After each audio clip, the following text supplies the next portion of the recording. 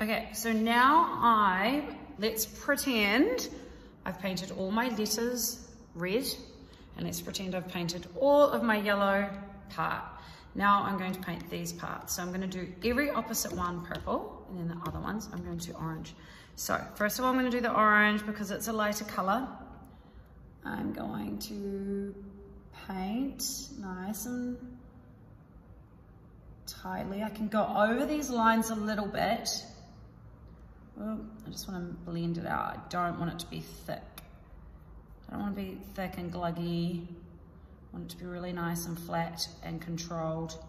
And this color, I will need to do a couple of layers of paint because it's a little bit see-through. So I'm going to paint a thin coat of paint first. Do you see how I've slightly gone over the edge there? Because afterwards, I'm going to cover it up with a black line. You'll understand what to do when I'm finished that. So let's go and do all the orange parts first. So that's the space for purple. And then I can go almost up to there. It doesn't matter if you go over there a little bit because we're going to cover it up with a black line later.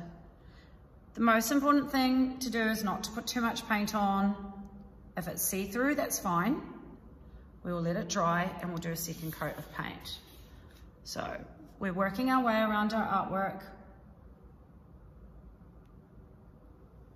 doing all the orange parts. It's a little bit see-through, but that's okay because once I've done all of it with one coat, all the way around, by the time I get back here, it should be dry, or I use a dryer to dry it, and I do a second coat of paint, right? So once I've done all my orange bits, then I'm going to do my purple parts, okay? So I'm gonna wash my brush, I'm gonna dry it off, and make sure that I've got some paper underneath here. Now I'm gonna paint my purple. Oh, my brush is too wet, so I need to dry it off. It's going really watery, like a watercolor, which I don't want. We want the paint to be thicker, or not transparent. Okay. Also, I'm blending it out nice and smooth, going up to the edge as closely as possible, but I'm going to paint an outline over this later.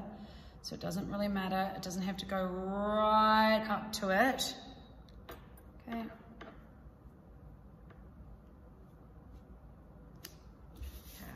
Next part.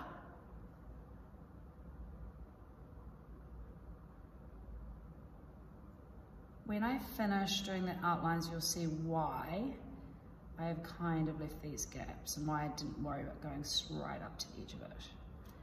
Okay.